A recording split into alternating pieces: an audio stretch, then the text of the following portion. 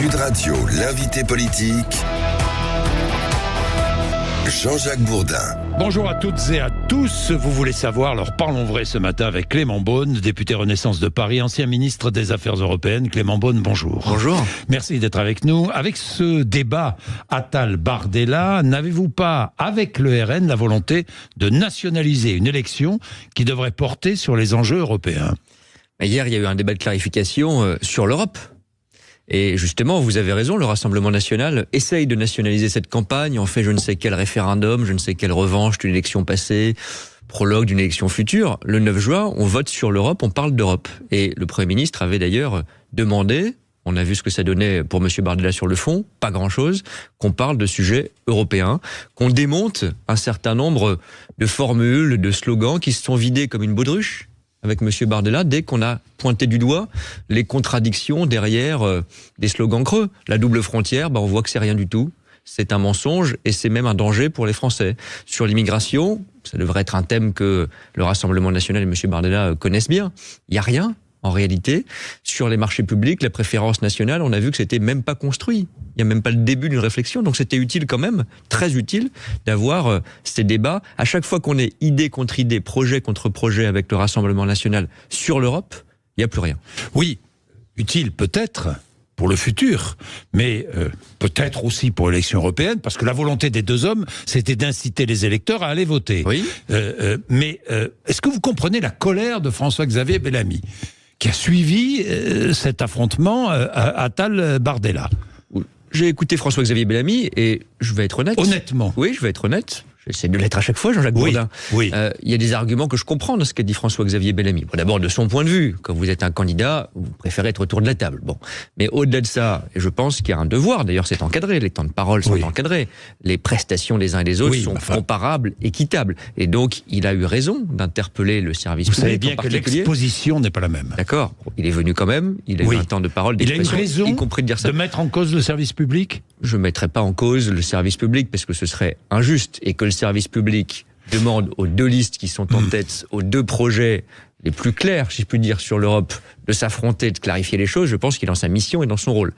En revanche, il est normal que pour d'autres candidats, je pense à François-Xavier Bellamy, je pense à Raphaël Glucksmann par exemple, il est normal, c'est pas mes listes. C'était une mise en scène, mais tout de même. N'était-ce pas une mise en scène ? Il y a deux choses différentes. Il est normal qu'il réclame qu'il y ait un temps de discussion sur le fond, un temps d'exposition, un temps de débat qui les associe et qui soit, si je puis dire, équitable et de même niveau. C'est normal de l'exiger. Il a bien fait de leur dire. Après, soyons lucides aussi, par une mise en scène ou de théâtre. Je pense que François-Xavier Bellamy avait prévu chaque mot de son intervention pour faire un moment politique. D'ailleurs, on en parle ce matin, donc c'est réussi. Donc moi, je m'intéresse au-delà des castings ou des happenings, au fond. Sur le fond. Un candidat est dans son rôle quand il dit « moi, je veux aussi pouvoir exposer mon programme, moi, je peux aussi vouloir parler ». Il a passé beaucoup de temps à critiquer un débat et l'organisation d'un débat plutôt qu'à défendre même ses idées. Mais Clément Beaune, hier soir, il y avait face à face un candidat et un Premier ministre. Alors, ces deux hommes, on jugera qui a gagné, qui a perdu, mais c'est pas notre propos. Ce qui m'intéresse, ce sont les perdantes.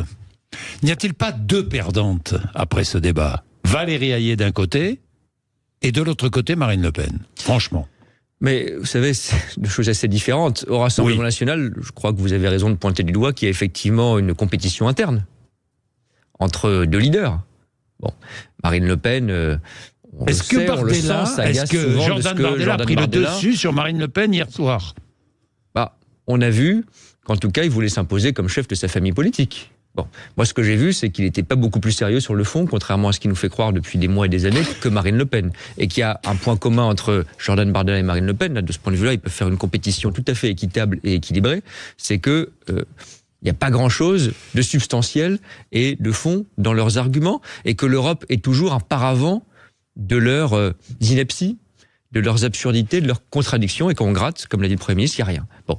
Et à côté de ça, il n'y a pas une compétition entre le Premier ministre et Valérie Hayé, il y a un homme qui est chef de la majorité, qui est Premier ministre, c'est Gabriel Attal, qu'il s'investisse dans les élections européennes, on ne peut pas demander tout et son contraire. Moi, ça me paraît normal, parce que l'Europe, c'est pas quelque chose que nous, on invente tous les 5 ans, c'est quelque chose qui est existentiel. Et si, le 9 juin, on envoie au Parlement européen des gens comme l'extrême droite qui ne sont pas sérieux, qui font casser l'Europe, qui font ralentir l'Europe, eh bien ça a des conséquences en France, ça a des conséquences sur la politique agricole commune, ça a des conséquences sur l'écologie. Donc c'est important aussi. Je veux donc, revenir sur le fond. Non mais c'est pas du tout le même scénario, si je puis dire, entre, ça les regarde d'ailleurs, entre Jordan Bardella et Marine Le Pen, s'ils veulent se faire la compétition quotidienne, quand bien leur fasse, et si à la fin ça ce n'est pas le même scénario, mais quelle humiliation, pardon, pour Valérie Hayé. Enfin, Valérie, elle va faire un certain nombre de débats. Ce n'était pas la candidate, la tête de liste de la liste de la majorité qui était hier soir face à son principal rival. Elle a fait un duel face à Jordan Bardella déjà. Enfin, elle aura l'occasion de faire des débats avec les autres têtes de liste. Un duel qui est passé assez inaperçu par rapport à hier soir. Il faut le relayer. Par rapport à hier soir. Il y a eu 2 heures de débat. Il y a eu 2 heures de débat entre Valérie Hayé et Jordan Bardella. On avait déjà vu. Peut-être qu'on en parle moins parce qu'il y a moins de notoriété aussi aux médias de le faire. Mais il y a eu beaucoup de contradictions de Jordan Bardella qui ont déjà été révélées par Valérie Hayé dans ce débat qui était sur un autre média. Et on va continuer. Valérie Hayé, elle va faire un certain nombre de débats encore dans les jours qui viennent. Mais pourquoi un Premier ministre remplace Valérie Hayé ? Il ne remplace pas, ça s'ajoute. Enfin, ça s'ajoute, bon, si vous voulez. Mais pourquoi ? Pour sauver la situation de Valérie Hayé, qui est à 16%, pendant que Bardella est à 32 ou 33. On va revenir sur les sondages, mais indépendamment des sondages, quand bien même il serait différent, je préférerais qu'il soit meilleur, on va se parler franchement. Bon, mais sur un sujet aussi existentiel, j'ai été conseiller Europe du président de la République, j'ai été ministre des Affaires européennes, je m'engage dans cette campagne sans être même candidat. Ça veut dire que notre majorité, on croit à l'Europe, on pense que c'est suffisamment important, suffisamment grave pour que le 9 juin, on donne toutes nos forces. Croit à l'Europe, mais ne croit pas à Valérie Hayé. C'est pour ça que Gabriel Attal était à la télé hier soir. On met toutes nos forces dans la bataille. Valérie Hayé, elle fait un certain nombre d'événements, ça lui prend jour et nuit, qu'il y ait en complément, en addition, des talents, des engagements qui soient mobilisés en plus, ça me paraît sain et nécessaire. Et je crois que Valérie Hayé, c'est le meilleur baromètre, si je puis dire. C'est tout à fait satisfaite que on la renforce, on l'appuie, on complète. Bon, Clément Beaune, 2 choses. Est-ce qu'il n'y a pas derrière tout cela, cette élection européenne, évidemment, un référendum pour ou contre Emmanuel Macron ? Non, franchement, est-ce que ce n'est pas la politique d'Emmanuel Macron qui va être désavouée ? Les électeurs du Rassemblement national, pourquoi votent-ils ? Est-ce que vous pensez qu'ils votent pour des questions européennes ? Vous avez sans doute raison que les préoccupations nationales, je dis comme vous, les sondages, les enquêtes d'opinion, même si je m'en méfie. Bon, mais ça donne un certain nombre d'indications. Il ne faut pas balayer tout ça d'un revers de main. Que les électeurs, toujours pour les élections européennes, soyons francs aussi, se préoccupent de sujets nationaux parce que c'est leur vie. On ne peut pas leur demander de se désintéresser du pouvoir d'achat, de l'inflation, de la voiture, du prix du carburant, etc. Bon, évidemment. Mais je le dis parce que c'est important dans une démocratie. Si un responsable politique ne le dit pas, personne ne le dira. Surtout quand on croit, je le crois profondément, à l'Europe. Le 9 juin, c'est une fois tous les 5 ans. Il y a d'autres élections, il y aura des municipales, il y aura des régionales, il y aura une présidentielle. Bon, là, on vote pour des parlementaires européens. Le lendemain du 9 juin, qu'est-ce qui va se passer ? Il y aura X parlementaires européens ou de la majorité présidentielle ou du Rassemblement national qui, pendant 5 ans, vont siéger ou pas beaucoup si c'est le Rassemblement national, dans l'Assemblée de Strasbourg, qui vont voter des lois sur l'écologie, qui vont voter un budget pour les agriculteurs, qui vont voter sur des sujets comme le soutien à l'Ukraine. C'est quand même pas des petits sujets. Et ils seront pas à l'Assemblée nationale, ils seront pas au gouvernement, ils seront au Parlement de Strasbourg, au Parlement européen. C'est la réalité, je l'invente pas. Et d'ailleurs, la vérité, c'est qu'on va pas voter qu'en France. Jean-Jacques Bourdin, le 9 juin, on va voter pour 450 millions de citoyens dans 27 pays de l'Union européenne. Et il faut le dire, parce que je vois bien la tentation de dire, écoutez, c'est pas cher. Vous pouvez protester, il n'y aura pas de conséquences nationales directes, donc faites-vous plaisir. C'est ça le message que disent les oppositions. Allons jusqu'au bout, grattons le vernis. Bon, et donc, envoyer un geste de mauvaise humeur. Enfin, le Parlement européen mérite mieux que des gestes de mauvaise humeur ou des redites, des répétitions d'élections nationales. C'est une élection sérieuse. Et ça dit tout d'ailleurs. Jordan Bardella, ça fait 5 ans qu'il est payé par l'Europe. Il ne va pas au Parlement européen et il fait de l'élection européenne tout en se présentant lui-même au Parlement européen une façon de rattraper sa candidate qui a perdu il y a 2 ans. Bon, bah c'est un peu dommage. Vous auriez été bon face à Jordan Bardella, hein, Clément Beaune. Non, mais ça arrivera peut-être. Non, mais peut-être meilleur. Bon. Jordan Bardella, ça j'espère, parce que sur l'Europe, c'est important de montrer ses contradictions. Que Valérie Hayé. En 2017, Emmanuel Macron avait promis de faire baisser les extrêmes. Moi, je me souviens de cela. Quel résultat aujourd'hui ? Mais les extrêmes sont hauts, Jean-Jacques Bourdin, je ne vais pas vous dire le contraire. Ils sont hauts en France. Donc c'est un échec. En Europe et dans beaucoup de démocraties. Quand le Rassemblement national, on verra les résultats. Mais non, mais est-ce que c'est un échec d'Emmanuel Macron ? C'est un échec collectif dont on a une part de responsabilité, soyons clairs. Bon. Moi j'ai entendu aussi pendant 5 ans des partis politiques dits traditionnels, Parti socialiste, les Républicains, qui disaient on va attendre que Macron ça passe, que la parenthèse se referme. C'est ça qu'ils disaient, hein. Soyons clairs. Et nous, on viendra aux responsabilités. Bon, ils se sont effondrés. Ils ont aussi laissé la place, comme seule opposition au Rassemblement national. Moi, j'entends quand on dit, vous faites des duels, vous mettez en scène le Rassemblement national. Enfin, on l'a pas créé. Ça fait 40 ans qu'il monte. Et entre 2017 et 2022, qui a reculé? Pas nous, dans les chiffres, dans les sondages et dans les résultats du premier tour de l'élection présidentielle. C'est le PS qui est passé déjà de 6%, c'était pas brillant en 2017, à 1,7% en 2022. Et LR, qui est passé à moins de 5%. Donc je veux dire, s'ils avaient incarné une opposition crédible et responsable, les Français les auraient choisis. Donc je dis ça simplement pour qu'on se dise, franchement, la lutte contre les extrêmes et contre l'extrême droite en particulier, ça sera le défi, moi c'est pour ça que je me suis engagé, d'une génération politique. Pourquoi ? Parce qu'ils ont pris des habits beaucoup plus sympathiques, beaucoup plus présentables. On a vu Jordan Bardella hier. Pourquoi, au fond, il s'est pas aventuré sur beaucoup de sujets ? Parce qu'il veut pas. Parce qu'il ne les maîtrise pas, mais aussi parce que la stratégie, c'est de se dire, et à nous de la débusquer, on va attendre, ça va se passer. Les gens, un jour, vont se dire, pourquoi pas eux, on n'a pas essayé. Et ils se le disent déjà. Ils se le disent déjà, et c'est pour ça que c'était important aussi ce débat-là. L'Europe, bien sûr, mais parce que sur des sujets aussi fondamentaux, dès que vous dites que proposez-vous sur le fond, est-ce que vous êtes sûr de votre proposition, la baudruche se dégonfle. Et moi, je veux pas à la tête de la République française, ni un extrémiste, ni une baudruche. Bien, Clément Beaune, un mot encore d'Europe. Tous les États membres de l'Union européenne ont un droit de veto. Sur des sujets importants. Sur certains sujets. On est bien d'accord. Pas l'air de le savoir. Est-ce qu'il faut mettre fin à ce droit de veto ? Il y a 2 sujets sur lesquels il y a encore un droit de veto, pour être très clair, qui sont importants. La fiscalité et certains domaines de politique étrangère. Oui, je peux vous dire le contraire, on l'a écrit noir sur blanc dans notre programme. Voilà. Et vous voulez mettre fin à ce droit de veto ? Alors, il y a un domaine sur lequel, évidemment, il faut l'unanimité la garder, c'est les sujets, j'allais dire, constitutionnels. Quand vous voulez changer le traité européen, il faut évidemment que tout le monde vote pour. D'ailleurs, c'est prévu par notre Constitution, qui n'a pas changé. Quand vous voulez élargir l'Union européenne, par exemple, puisqu'on en parle, il faut un vote du Parlement. Unanime. Évidemment, il faut que la France soit d'accord, comme tous les pays, il faut un vote du Parlement ou un référendum. Donc c'est très sérieux, très verrouillé. Les sujets dont on parle, la fiscalité et la politique étrangère, quelle est la situation aujourd'hui ? Parce qu'on peut faire de la théorie, quelle est la situation aujourd'hui ? Qui utilise le droit de veto pour bloquer ? Jamais la France. Jamais elle ne l'a utilisé pour bloquer sur ces sujets. Elle a été bloquée en revanche. Nous avons été bloqués pendant des mois par la Hongrie de M. Orban, qui fascine autant Bardella et Le Pen, qui ne voulaient pas qu'on soutienne l'Ukraine. Donc le droit de veto et on a aujourd'hui... contourné en le faisant sortir de la salle. Non, enfin, à la fin, on est bien d'accord. On a perdu du temps. Et c'est pas juste du temps bureaucratique qui a été perdu, c'est du temps ukrainien qui a été perdu pour faire la guerre et résister à la Russie. Donc c'est ça la réalité. Aujourd'hui, moi je veux bien qu'on dise, en se prétendant gaulliste, c'est quand même un peu fort de café pour le RN, qu'on défend le droit de veto français. Ils savent même pas qu'il n'y a plus le droit de veto sur l'essentiel des compétences. Et qui a étendu progressivement la majorité qualifiée ? Tous les gouvernements successifs, y compris Jacques Chirac, y compris Nicolas Sarkozy, y compris François Mitterrand, y compris François Hollande, et déjà le général de Gaulle d'ailleurs. Bien, aux Pays-Bas, vous alliez libéraux en Europe, à Strasbourg, vont gouverner avec l'extrême droite. Est-ce qu'ils seront exclus du groupe Renew ? Valérie a eu raison de poser ce sujet de cohérence. Oui, mais alors pourquoi ne sont-ils pas exclus tout de suite ? D'abord parce qu'on est en campagne. Là, le Parlement européen... L'AFD est exclu. Il siège pas. Le RN a été clair. Il siège pas encore, et il faut justement. Alors le RN a été clair, on va y revenir. Il faut justement que le groupe se réunisse pour décider de ce qu'il va faire. Bon, Valérie a été la première, je crois la seule d'ailleurs. Il faut l'exclusion. Oui, je crois qu'en tout cas, il ne faut pas qu'on siège dans ces conditions avec eux. Il y a un problème de clarification à avoir. Bon, mais je vais être très honnête, Jean-Jacques Bourdin. Moi, j'ai pas de leçon à donner, parce que qu'est-ce qui s'est passé aux Pays-Bas ? On a une extrême droite qui est arrivée en tête des élections. Et si on revotait demain aux Pays-Bas, c'est ça que dit le parti de M. Rutte, avec qui on a bien travaillé. Il dit, moi, je veux pas revoter. Parce que si demain on revotait et qu'il nous mettait le blocage sur le dos, sans doute l'extrême droite serait encore plus haut.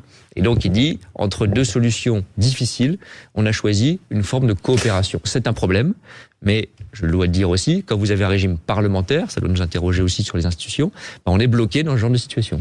Clément Beaune, des questions franco-françaises. Réforme de l'audiovisuel public, examen du projet de loi à l'Assemblée, repoussé à quand ? Écoutez, vous avez des informations je compris que c'était autour de la fin du mois de juin. Fin juin, oui. Et je pense que c'est plus raisonnable, parce que sinon on aurait là eu une suspension du projet de loi agricole qui est quand même central, très important, très attendu par les agriculteurs, pour insérer quelques heures de débat sur l'audiovisuel, qui est un sujet majeur, qui suscite des inquiétudes. Vous comprenez la grève ? Je comprends l'inquiétude à la radio. On est à la radio ce matin, pas sur le service public, mais vos collègues de Radio France, je comprends, parce que ils disent, en gros, on va nous mettre dans une entité, on sera plus petit, et est-ce que le métier de la radio sera bien protégé ? Vous soutenez cette réforme ou pas ? Écoutez, franchement, je vous sens hésitant. Je vais sur être la honnête, question. on a encore un peu de temps pour regarder. Moi, je suis pas convaincu par l'état actuel de la réforme. Avec deux interrogations. Une question de fond, est-ce que la radio sera bien protégée par une entreprise unique ? Oui. Bon, il faut qu'on ait des garanties là-dessus. Aujourd'hui, c'est pas encore suffisamment le cas. Deux, est-ce que on intègre France Média Monde ? Vous savez, l'audiovisuel extérieur, qui est de la radio, de la télé à la fois, France 24, RFI, qui sont des radios essentielles et des télés essentielles à l'influence française dans le monde. Moi, je pense qu'il faut pas le projet les n'est pas inclure. abouti. Il faut pas les inclure dans cet audiovisuel rassemblé. Et d'ailleurs, c'est la position du ministre des Affaires étrangères que je défends aussi. Oui, le projet n'est pas abouti. C'est pas fini, c'est pas fini. abouti. Et je crois que sur un sujet comme ça, certains disent ça fait plusieurs années qu'on en parle, c'est vrai. Oui. Donc on peut pas dire qu'on découvre ce sujet. Enfin, je pense pas que dans les urgences qu'on a à couvrir, Rachida répondre à la Dati crise des d'aller trop agriculteurs, vite. c'est pas Rachida Dati en particulier. Si. Mais C'est elle qui porte ce je vais projet. être très clair, je pense qu'il faut pas aller trop vite. Et Bien. quand il y a des inquiétudes qui s'expriment, moi, vous savez, j'ai été ministre d'un secteur où il y avait parfois des grèves, les transports, sais. parfois des inquiétudes. Je sais. J'ai fait des réformes courageuses et difficiles, y compris vis-à-vis des contrôleurs aériens, mais toujours avec un dialogue social et le temps nécessaire à l'écoute. Alors, un mot sur l'assurance chômage. On attend les informations que donnera le Premier ministre, mais on les connaît, dimanche soir. Conditions d'accès au chômage durcies. Aujourd'hui, ce n'est pas compliqué pour toucher le chômage. Il faut avoir travaillé 6 mois les 24 derniers mois. Eh bien, il faudra travailler 8 mois les 20 derniers mois. Ça vous va ? De durcir les conditions d'accès au chômage. Franchement, vous êtes plutôt de gauche dans la majorité. Oui, je suis venu à votre micro il y a quelques semaines, je crois, Jean-Jacques Bourdin, et avec beaucoup de députés de la majorité d'ailleurs, pas seulement des gens qui se diraient de cette sensibilité de gauche, beaucoup de députés qui sont là depuis 2017, on a exprimé des inquiétudes, on a rencontré le Premier ministre d'ailleurs, et on a dit, il y a plusieurs points sur lesquels pour nous c'est... Vous êtes toujours inquiet ? Inquiétant et même dangereux. On l'a dit, c'est des points précis. Parce que alors allez-y, c'est dangereux. Donc, ce texte est dangereux. Non, justement, j'avais dit dans les pistes, justement, soyons précis, dans les pistes qui étaient évoquées, qui étaient des pistes, on a dit, il ne faut pas remettre en cause la contracyclicité. Derrière cette idée, il y a le fait que quand la situation économique se dégrade, on protège mieux les chômeurs, et que quand la situation économique va mieux, c'est normal, on est plus exigeant. Il faut garder ce principe. C'est celui de la réforme qu'on a porté nous-mêmes, et donc je pense, j'espère, qu'on a été entendu sur ce point, qui sera préservé dans la réforme présentée par Catherine Vautrin. On durcit les conditions d'accès au chômage, alors que le chômage monte. Alors justement, je crois, et on va attendre ce que dit le Premier ministre, mais qui nous a entendu sur ce point, en tout cas je l'espère, et c'est un des points de vigilance. Deuxième point, on a dit, la réduction de la durée d'indemnisation, ce serait trop dur, pour faire court. Ce serait trop dur, et ce serait pas cohérent, puisqu'on vient déjà de le faire. Bon. Et là aussi, je crois qu'on a été entendu. Beaucoup de députés de la majorité se sont exprimés vivement sur ce sujet, j'en faisais partie, pour qu'on évite la réduction de la durée d'indemnisation. Même pour les plus de 53 ans. Alors, oui, je crois qu'il faut le faire, même pour les plus de 53 ans. On ne touche pas à la durée d'indemnisation. Bah, c'est ce qu'on va voir, ce qui va être présenté. Mais ce qu'on a dit, c'est surtout... Vous demandez à ce qu'on ne touche pas à la durée d'indemnisation, même pour les plus de 53 ans. On a dit qu'il fallait simplement tirer les conséquences de la réforme des retraites sur la protection des seniors, mais qu'il fallait pas remettre en cause les dispositifs spécifiques aux personnes en fin de carrière, les personnes seniors. Et le troisième point qui est très important, qui n'était pas du tout dans les réflexions annoncées à l'époque, c'était le bonus-malus. Parce que quand on demande que tout le monde fasse des efforts quand ça va un peu mieux, pas aujourd'hui parce que la situation économique est difficile, mais on peut l'espérer, ça va aller mieux dans les prochains mois. Il faut aussi que les entreprises fassent des efforts pour lutter contre la précarité. On a défendu avec Olivier Dussopt et Elisabeth Borne le bonus-malus, c'est-à-dire que on demande aux entreprises de payer plus et de protéger mieux quand elles font des contrats courts, parfois trop courts, et la succession de contrats précaires, pour qu'il y ait une incitation au CDI et à la protection de l'emploi. Eh bien, ce bonus-malus, j'ai cru comprendre, là aussi on a été entendu, qu'il serait étendu, voire généralisé dans les propositions que fera le Premier ministre. On va voir. Donc, le débat n'est pas fini. Ce que je dis aussi par là, c'est ce que on rigole souvent, soyons très francs, très directs, Jean-Jacques Bourdin. On dit les gens, l'historique de 2017, l'aile gauche, ils râlent, mais ils font pas de propositions. Bon, on a fait des propositions concrètes. Bon. J'ai l'impression que certaines ont pesé, et on va voir le résultat de la copie. Bien. Clément Beaune, est-ce que vous êtes pour ou contre, vous êtes député de la majorité, la désindexation des retraites et allocations sociales, désindexation sur l'inflation? Pour cette année, vous voulez dire, pour le prochain budget? Moi, je le dis très franchement, je pense pas que c'est la bonne piste. Bon. Pourquoi? Je dis ça parce que Sylvain Maillard propose, qui dirige votre groupe. Il l'a évoqué comme une piste. À ma connaissance, il propose une année blanche. Il y a plusieurs semaines. Une année blanche. Oui, alors d'abord, qui n'est pas que le sujet de la désindexation des pensions, mais puisque vous me posez cette question précise, je vous réponds précisément et clairement. Non, c'est pas la piste que je défends pour faire des économies. Pourquoi? Moi, vous savez, j'ai travaillé. Donc c'est pour faire des économies. Non, mais qu'on envisage une désindexation. Ça, je crois que c'était pas caché. Ça fait partie des pistes d'économie. C'est pour faire des économies. Vous dites, on ne fait pas des économies sur le dos. Si vous me laissez en dire un mot, on fait un budget, on va chercher des économies. Oui. Parce que j'étais à votre micro d'ailleurs ce jour-là, quand le déficit est élevé et qu'on doit être sérieux sur notre dette et notre déficit, on fait des économies. Ça, c'est pas un scoop et c'est assumé. Après, comment on fait ces économies? Vous me posez la question, est-ce que parmi les pistes que je défendrai moi, il y a celle de la désindexation des pensions? Non. Voilà, moi je pense que c'est pas la bonne piste. Pourquoi? Vous dire, parce que si vous le dites maintenant déjà en plus, les gens s'inquiètent, s'angoissent parce qu'ils savent pas quand c'est, ils savent pas comment c'est, ils savent pas combien ça leur coûte, et donc ça gèle tout. Un retraité qui nous écouterait, il dirait attendez, mais moi qu'est-ce qui va se passer pour moi? Donc faut pas créer cette inquiétude. Et le moment venu, au moment du budget, je pense qu'il faut pas le faire non plus, parce que ça créerait un choc de baisse de revenus et de baisse de consommation pour des retraités. La spécificité d'un retraité, c'est quoi? C'est qu'en général, il n'a que sa retraite pour vivre. Quelqu'un qui travaille, je dis pas que c'est facile, mais parfois, certains ont la possibilité de faire éventuellement des heures sup, de travailler un peu plus, de compenser. Un retraité, c'est pas possible de compenser une perte de revenus. Donc il faut faire très attention sur ce genre de pistes. Et aussi, je le dis, ne pas rentrer dans le concours des propositions chaque jour. Un budget, ça se construit avec méthode. J'ai critiqué ce que j'appelais l'effet barbecue. C'est-à-dire celui qui est autour du barbecue et qui donne son avis sur comment on grille la saucisse, on fait cuire le poivron. Bon. Un budget, j'ai travaillé au ministère du budget pendant longtemps, ça se fait ensemble, par méthode, et c'est en 2 étapes. L'exécutif propose un projet, le Parlement en débat et vote. On aura plusieurs semaines, longues semaines, de discussion du budget à l'automne. Et le gouvernement présentera son projet de loi de finances en septembre. En attendant, tous, je me l'applique à moi-même, évitons de faire tous les jours une proposition qui inquiète. Bien, Clément Beaune, j'ai une dernière question. Vous ne cachez pas votre envie de devenir maire de Paris. Clément Beaune, elle est toujours là, hein? On est bien d'accord. Je suis venu il y a 2 mois, je crois. Vous m'aviez dit. J'ai pas l'habitude de changer aussi vite d'avis. Bon. Est-ce que vous irez vous baigner dans la Seine le 23 juin? Oui. Et en plus, j'ai compris, mais je lis les journaux, je n'ai pas été appelé par la maire de Paris actuelle, je suis à sa disposition, qu'elle voulait faire, je le prends comme un hommage, ce moment historique dans ma circonscription. Ah bon? Donc, comme député de Paris, j'en serais ravi. Donc, vous allez plonger dans la Seine? Plonger, je ne sais pas, me baigner en tout cas. Ah, vous baignez? Plonger oui, moi je fais partie de ceux, moi je fais pas de la mauvaise politique. La ville et l'État, surtout l'État d'ailleurs, ont financé pendant des années cette baignabilité de la Seine. C'est un beau projet. Je ne vais pas vous dire. Elle est baignable? Mais elle va l'être le 23 juin. C'est ça qui compte. Et je le dis, je veux pas. J'ai suffisamment de sujets où je suis en désaccord avec la mairie de Paris actuelle et Madame Hidalgo pour ne pas en ajouter quand c'est pas nécessaire. Sur la baignabilité, c'est un beau projet. C'est un projet populaire pour Paris. C'est pas juste un gadget. Ça va durer. Et donc, pour beaucoup de gens qui n'ont pas l'occasion de partir en vacances, qui sont en région parisienne, pas seulement des Parisiens du centre-ville, qui veulent profiter de leur fleuve, c'est une façon supplémentaire d'avoir une belle vie populaire à Paris. Merci Clément Beaune d'être venu nous voir ce matin. Merci sur l'antenne de Sud Radio 0826 300 300. Vous êtes là évidemment pour parler de l'actualité. N'hésitez pas après les infos de 9h.